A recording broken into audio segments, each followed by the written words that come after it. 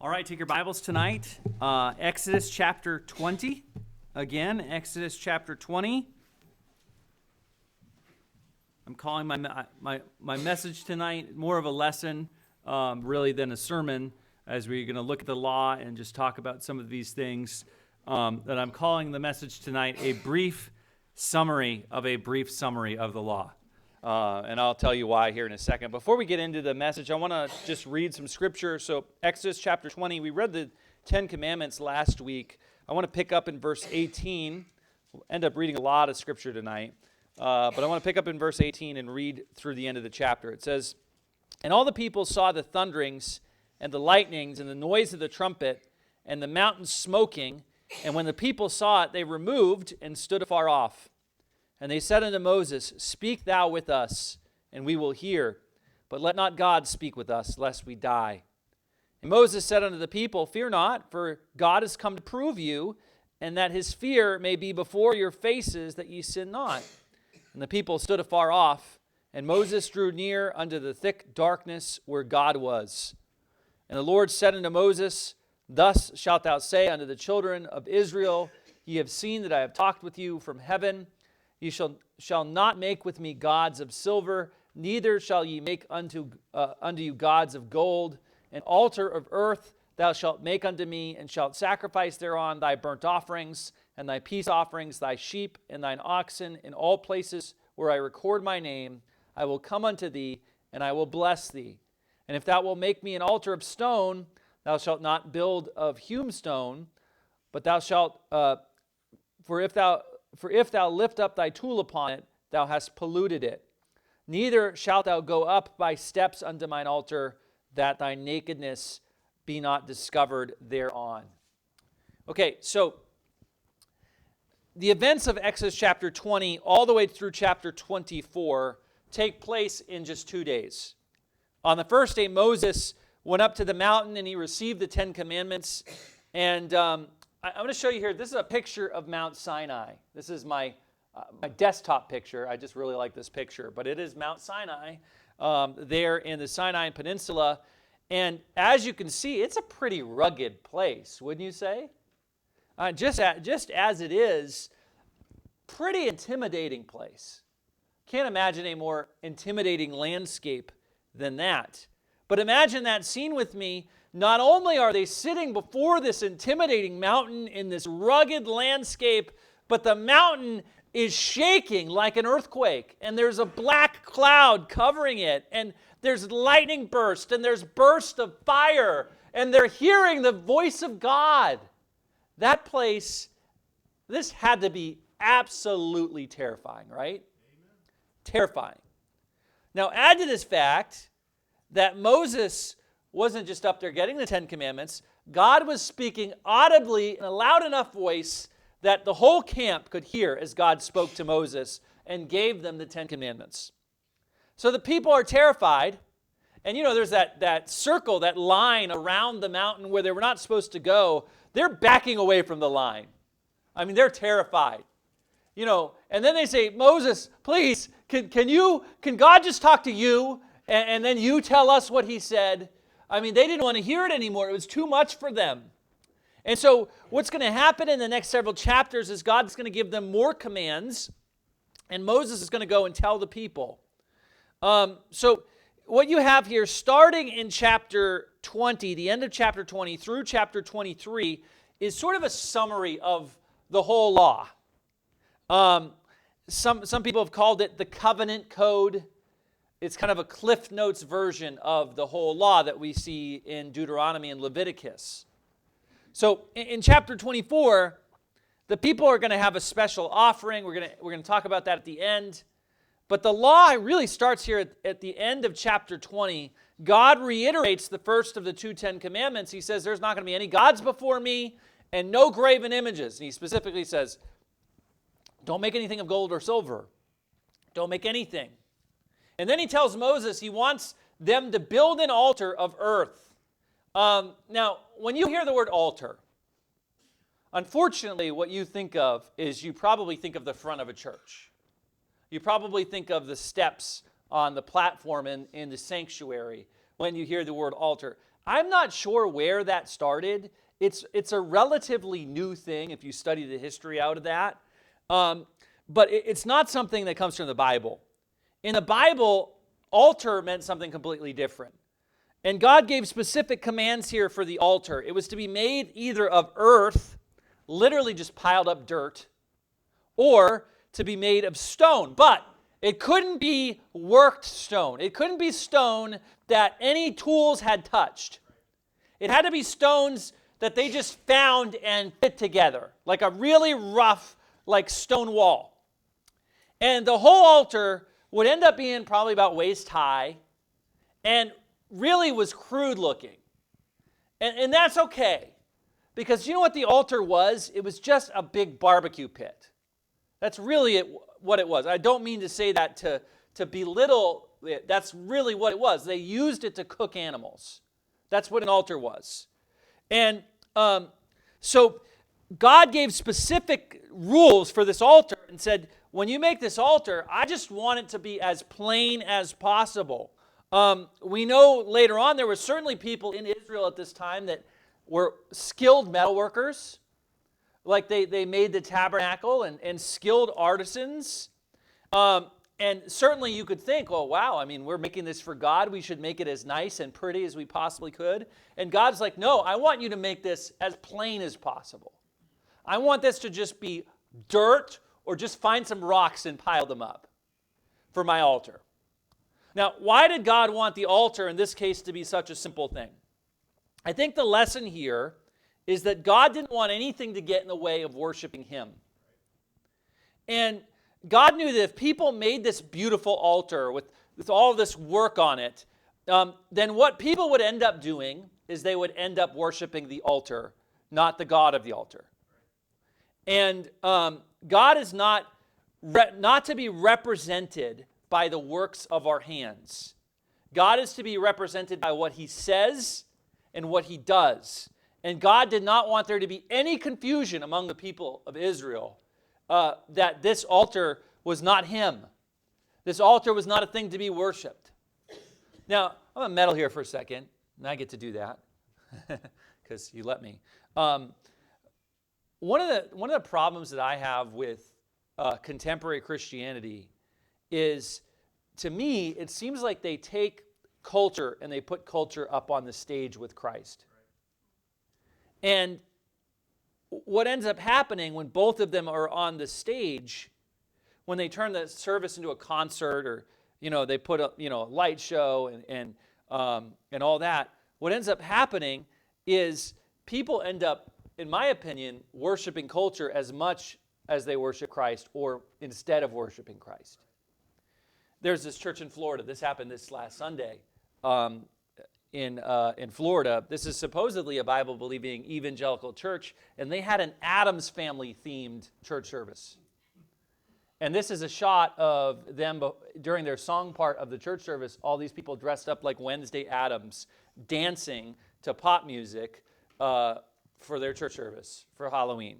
Okay, but personally, there shouldn't be a Halloween church service, period. But that's another thing, okay? And here's what I think happens when we put culture on the stage with Jesus. I think people end up worshiping culture. And it's easy for us to do that and see that when it's an extreme example like this contemporary church. But it doesn't have to be contemporary culture.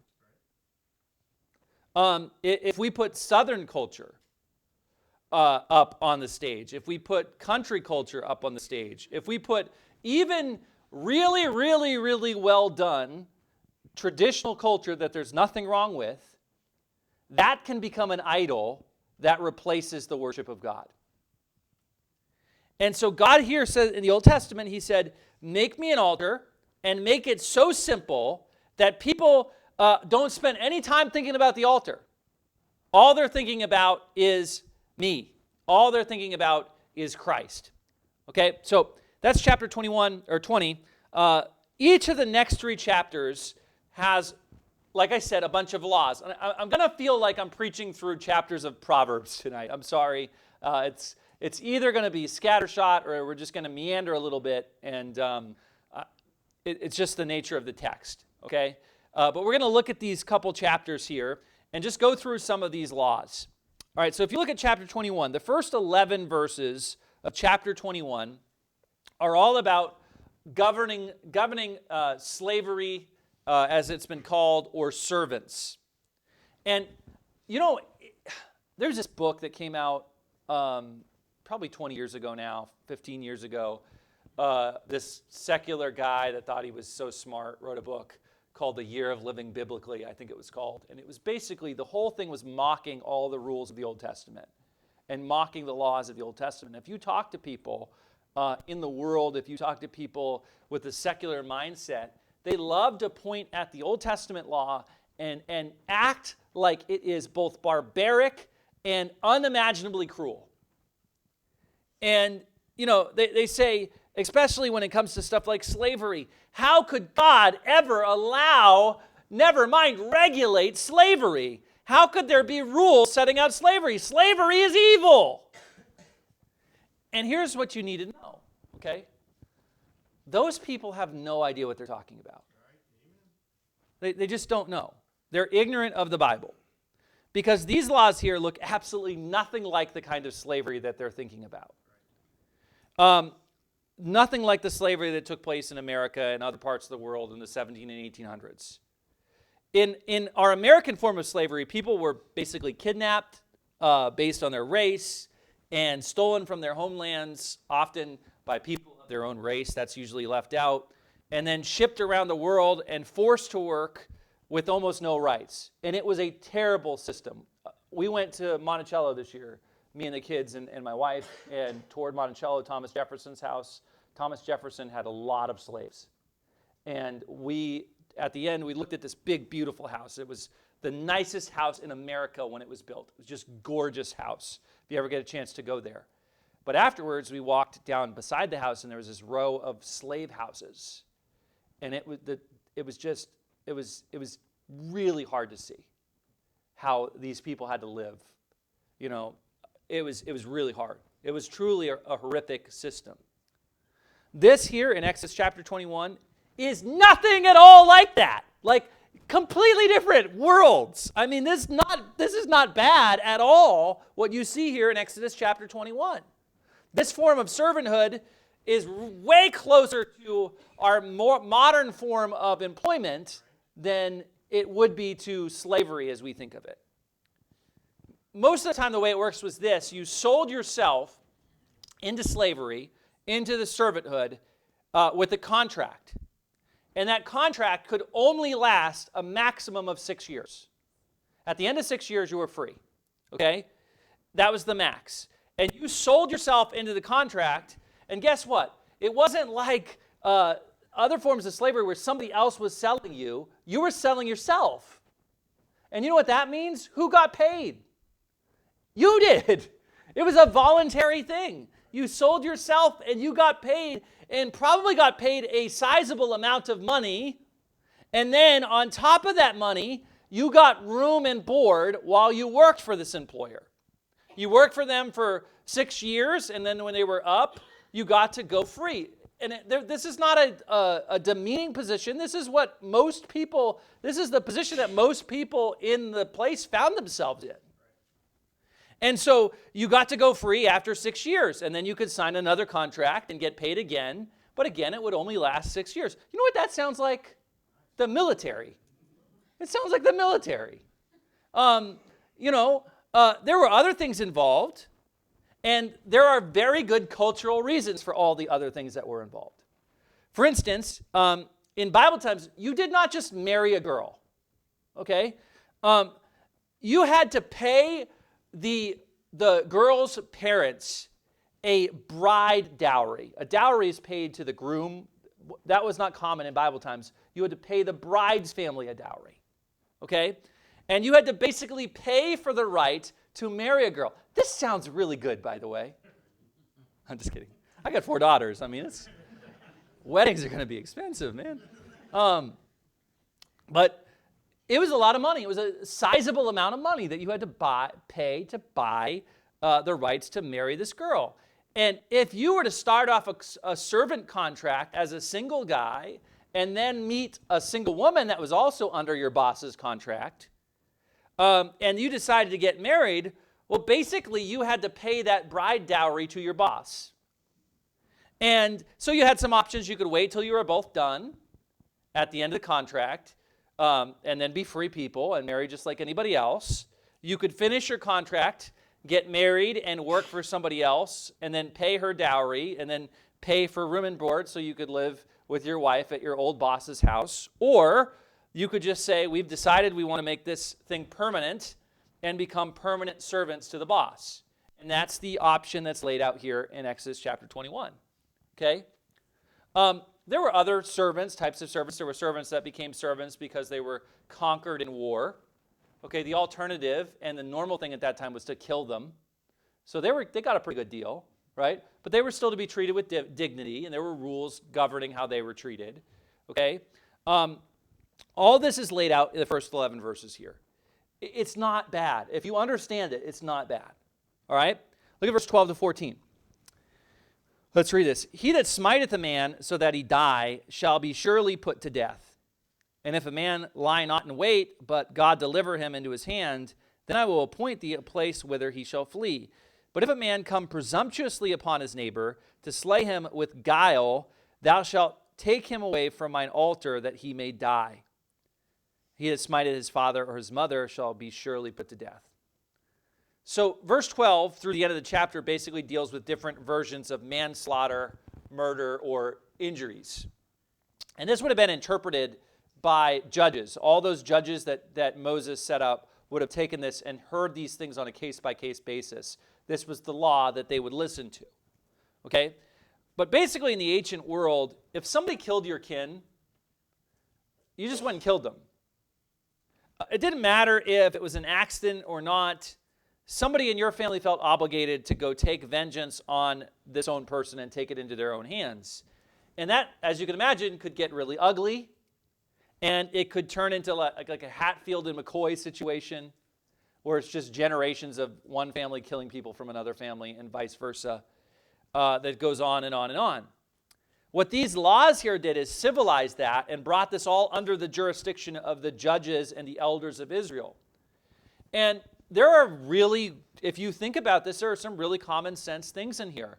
So there's a differentiation here between murder and manslaughter. People that accidentally killed somebody did not get the same punishment. They were punished, okay, but they didn't get the same level of punishment as somebody that killed somebody on purpose.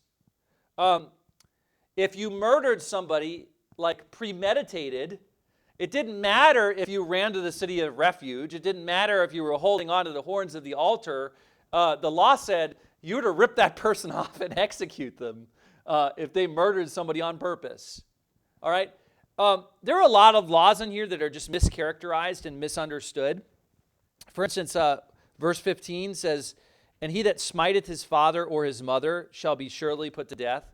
Now listen, every one of us that's a parent that's been in church for a while has quoted this verse to our kids before, right?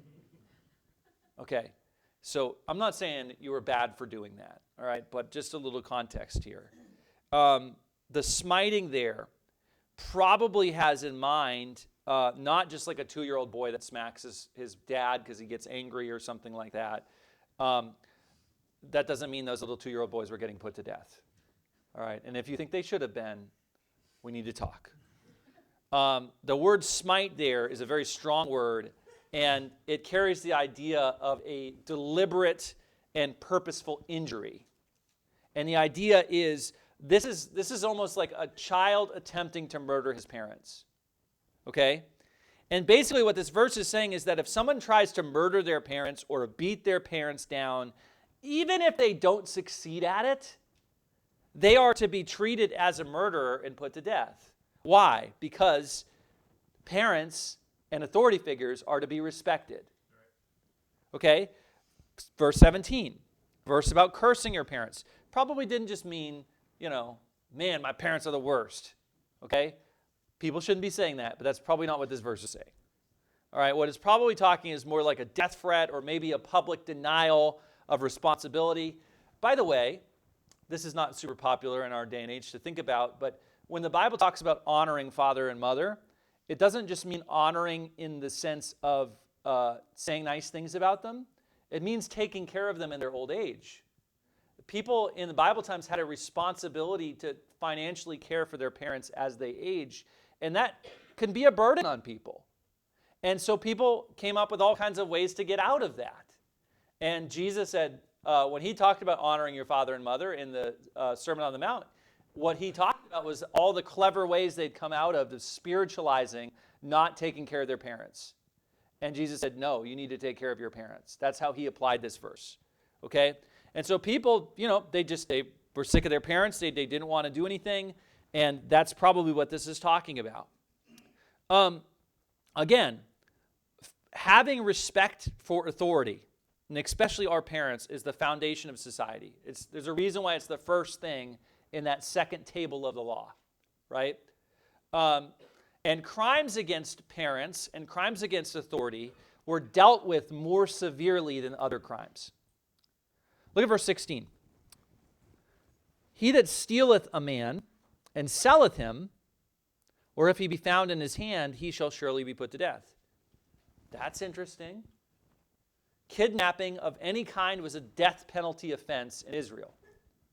And kidnapping was the foundation of American slavery. So even if other stuff wasn't true, American slavery could not have taken place in Israel under God's law. Okay? You can keep reading, and you'd read laws that governed, how severely a man could punish his own servant. There were laws on what to do when one of your animal causes damage to others, what you're liable for. It's really interesting. Chapter 22 is mostly laws about stealing and property. Let's read the first 4 verses here. It says, if a man shall steal an ox or a sheep and kill it or sell it, he shall restore 5 oxen for an ox and 4 sheep for a sheep. If a thief be found breaking up and be smitten that he die, there shall no blood be shed for him. If the sun be risen upon him, there shall be blood shed for him. For he should make full restitution. If he have nothing, then he shall be sold for his theft. If the theft be certainly found in his hand alive, whether it be ox or ass or sheep, he shall restore double. So again, these laws were given to the judges. They refer everybody, but they were there as guidelines for the judges. And there are basic principles here. If somebody's caught stealing, they have to pay back what they stole plus some. Big deterrence against stealing stuff. Okay? But what I think is interesting here is what it says about somebody getting killed. It says if someone gets killed while they're breaking into your house at night, okay, then you should not be tried as a murderer in that case. Okay? You're like, yeah, that's right? But if it happens during the daytime, the law's different. Then you would be charged for that. Okay? So I didn't make that up. That's in the law. All right? So it depends on the level of danger for the person that's defending themselves and their property. You might, an American, I don't know, maybe not in Illinois. I don't think in Illinois, who knows what it is like in Illinois, right? Like our commissars and everything. But, like let's say you live in Texas. I think they have castle doctrine in Texas. Someone tries to break into your house. It doesn't matter if it's the middle of the noonday and you shoot them. You're good, right? Like there's no one's going to come after you. But that's not exactly what the law of God said in that situation. There were different rules depending on whether it happened at night or it happened during the day. Now, all of this, if you study it out, it's just fair and it makes a lot of sense. It's fair and it makes a lot of sense. Okay? Look at verse 6. Basically, if you had a bonfire and you end up burning down your neighbor's cornfield, you have to pay his neighbor for his lost cornfield, right? That makes sense, does it? Can you imagine that happening? Yeah. This is just sensical stuff. Verse 14 and 15. If you borrow something and you break it, you have to make it right, right? This is normal stuff. A lot of people have problems with verse 16 and 17. It says, where are we? Chapter 22, verse 16. It says, if a man entice a maid that is not betrothed and lie with her, he shall surely endow her to be his wife. If her father utterly refuse to give her unto him, he shall pay money according to the dowry of virgins. So, people have read that verse and said that belittles women. That turns women into property. But here's what you got to remember. In Bible times, you could not just marry a woman. Like I said earlier, you had to pay a price set by that woman's parents. You had to pay that bride dowry. Okay? And if you couldn't pay the price, let's say, I met Amanda and I couldn't afford her dad's price, and we really wanted to get married, and we just went ahead and started living together anyways and had a baby, and we're like, what are you going to do about it, Larry? We're if we decide to go that route, okay, that's the obvious, easiest loophole in the world to get around this thing, and all these verses do is close that loophole. You can't do that to the family. You have to go through the right thing, and if you do that, you're not going to get out of paying that. You're going to have to pay. That's all that's saying, okay? Verse 18 to 20. Look at this. Thou shalt not suffer a witch to live. Whosoever lieth with a beast shall surely be put to death. He that sacrificeth unto any god, save unto the Lord only, he shall be utterly destroyed. So there are 3 crimes there that are just capital offenses for Israel. And witchcraft, bestiality, and offering sacrifices to other gods. Here's a question. Were these laws always enforced? No. We know they weren't. You know how we know they're not? Because Saul went to a witch, right? The witch of Endor. How many kings offered sacrifices to other gods? Lots of them did. That was a death penalty, according to the law, for all of them. Probably a lot of these laws weren't enforced, but they showed God's view on these things. This is a severe thing. Messing around with the occult is a severe thing, okay? Messing around with animals is a severe thing. God does not look lightly on these things, and they show us God's view on these things, that there are things to be completely rejected and severely punished here in Israel.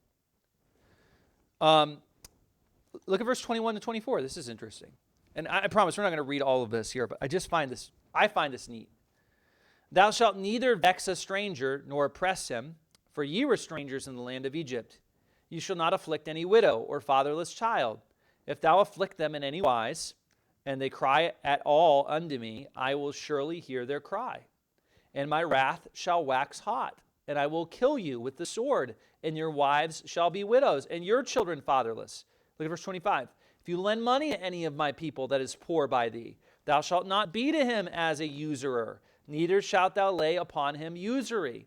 If thou would all take thy neighbor's raiment to pledge, thou shalt deliver it unto him, by that the sun goeth down. So what are these laws doing? These laws here are commanding about how to take care of the widows and the immigrants, that's what strangers is referring to, and the downtrodden and the orphans. And basically God is saying, don't you dare oppress these people. Don't you dare oppress these people. If you oppress these people, you're going to face my wrath.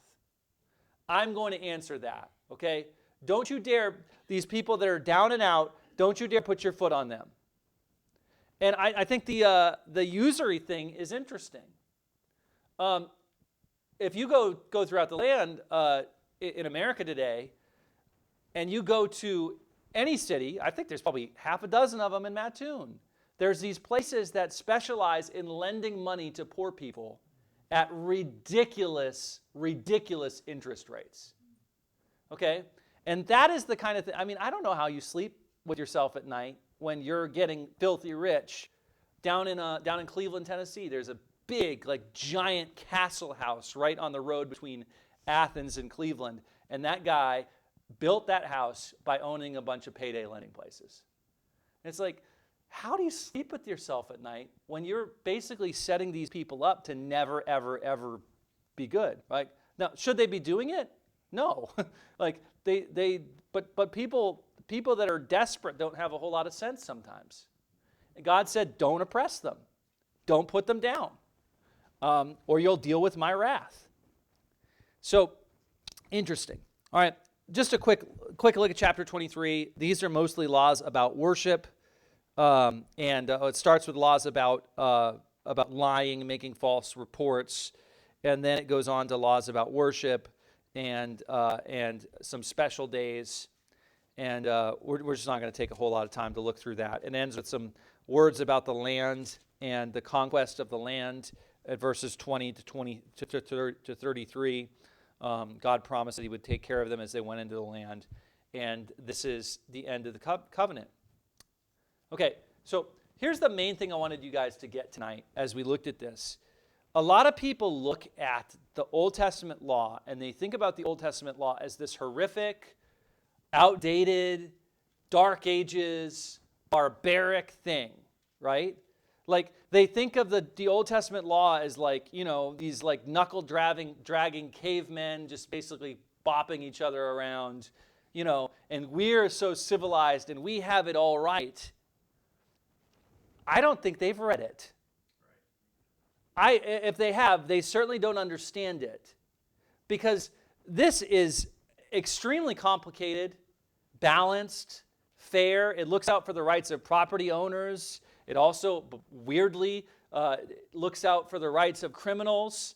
I mean, it looks out for people's property. It shows concern for the oppressed. I'm going to say what the Bible says about it. The law of the Lord is perfect. Okay? It's perfect. God knows better than us. And some of it seems strange to us. Some of it's not applicable to us. We're not under the civil law like this anymore, or the ceremonial law. Okay? It seems strange to us, but you know what? It's not strange to us because it's bad. It's strange to us because we are swimming all the time in an ocean of sin. Okay? We're the problem. God's law is not the problem. It just shows us how wicked and off base and anti-God our society has come. It shows God's infinite wisdom. I do not believe for a second, I'm not saying I think that we should, use the Old Testament law as the law of the land. So please don't put words in my mouth here.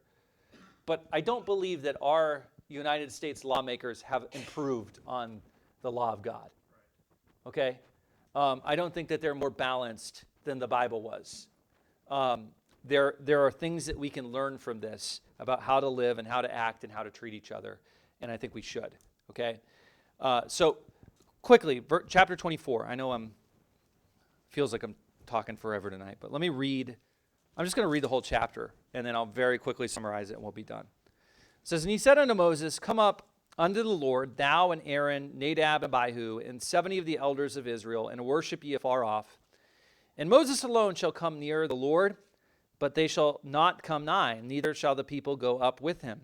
And Moses came and told the people all the words of the Lord and all the judgments, and all the people answered with one voice and said, All the words which the Lord hath said we will do. And Moses wrote all the words of the Lord, and rose up early in the morning, and builded an altar under the hill, and 12 pillars, according to the 12 tribes of Israel. And he sent young men of the children of Israel, which offered burnt offerings and sacrificed peace offerings of oxen unto the Lord. And Moses took half of the blood and put it in basins, and half the blood he sprinkled on the altar. And he took the book of the covenant and read it in the audience of the people, and they said, All the Lord hath said we will do, and be obedient. And Moses took the blood and sprinkled it on the people, and said, Behold, the blood of the covenant, which the Lord hath made with you concerning all these words. Then went up Moses and Aaron, Nadab and Abihu, and 70 of the elders of Israel, and they saw the God of Israel, and there was under his feet, as it were, a paved work of a sapphire stone, and as it were the body of heaven in his clearness. And upon the nobles of the children of Israel he laid not his hand, and they saw God, and did eat and drink. And the Lord said unto Moses, Come up to me into the mount, and be there, and I will give thee tables of stone, and a law and commandments which I have written, that thou mayest teach them. And Moses rose up, and his minister Joshua, and Moses went up into the mount of God. And he said unto the elders, Tarry ye here for us, until we come again unto you. And behold, Aaron and Hur are with you. If any man have any matters to do, let him come unto them. And Moses went up into the mount, and a cloud covered the mount, And the glory of the Lord abode upon Mount Sinai, and the cloud covered it 6 days. And the seventh day he called unto Moses out of the midst of the cloud, and the sight of the glory of the Lord was like devouring fire on top of the mount in the eyes of the children of Israel. And Moses went into the midst of the cloud, and gat him up into the mount, and Moses was in the mount 40 days and 40 nights. Okay, so all this happens, all the stuff we've talked about, all this law getting happens in about a day and a half. Moses gets the 10 Commandments, he gets these other laws, he comes down. That had to be a long day. He comes down, he writes down everything God had given to him. He makes the book of the covenant. And then the next day he wakes up and they have this special ceremony. They make 12 pillars of stone. They make an altar in the middle of them. They kill oxen. They take half the oxen's blood and they put it on the altar. They take the other half and they sprinkle it on the people. And they all officially say, we are going to obey this covenant. We're going to obey the law. And then to signify it, Moses, Aaron's sons, Nadab and Abihu, and then 70 elders of the people, they go and they eat. And this is wild. They go up to the Mount of God. They get to see God in some manifestation of his glory, and they get to eat a meal with God. And then Moses goes back. They all go back, and Moses goes back up alone for 40 days and 40 nights. So this is a glorious chapter in the history of Israel. It is the giving of the law. This is really the time when Israel turns into a nation, like a country, if you will.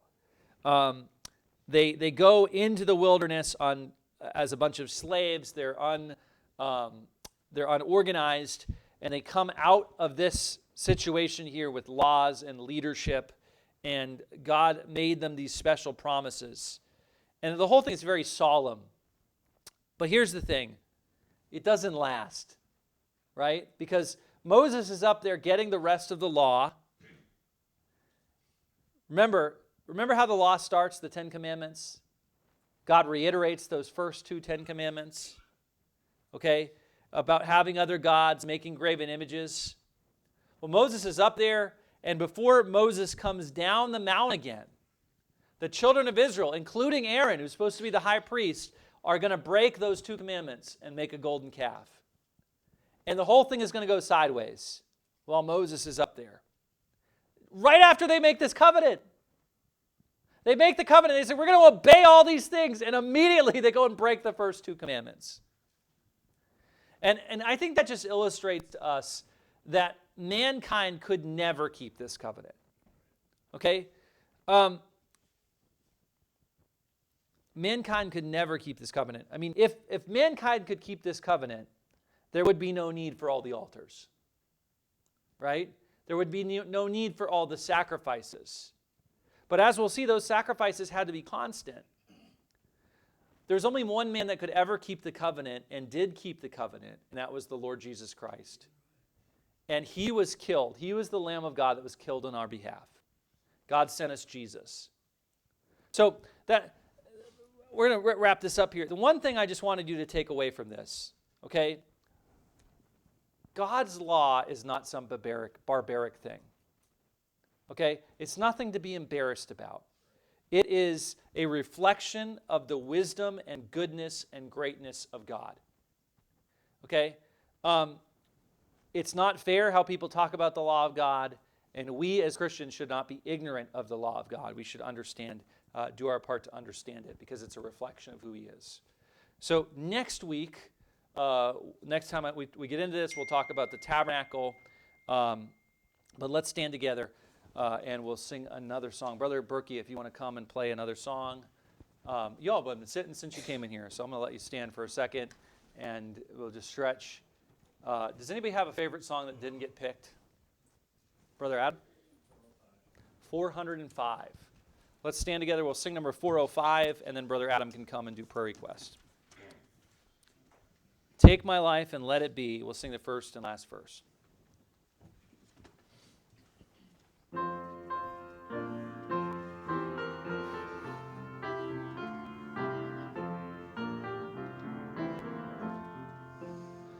Take my life and let it be consecrated, Lord, to Thee. Take my hands and let them move at the impulse of Thy love, at the impulse of Thy love. Take my will and make it Thine. It shall be no longer mine. Take my heart, it is Thy own. It shall be Thy royal throne. It shall be Thy royal throne. All right, you may be seated. As Adam's coming, I want to share a praise. If you hadn't heard, we went last night to St. Louis for Molly had a pre-op appointment this morning. We went in there, or Amanda went in there. It was supposed to be a long appointment. Went in there at 7 a.m. this morning, and an hour or so later they were back, and they said we don't have to do surgery. Or they did X-rays, and her spine has improved just with what they're doing. And they said I don't think the surgery is the right move anymore. That is a huge burden off of our shoulders. So we're praising the Lord for that. I know Molly's on an emotional roller coaster, but I'm sure she will be praising the Lord for that. So, Brother Adam. All right, let's take some prayer requests together tonight. And I'll ask Brother Matt if you would be ready to pray for us here in just a moment, please. All right, does anyone have any prayer requests to share tonight? Yes, Jenna.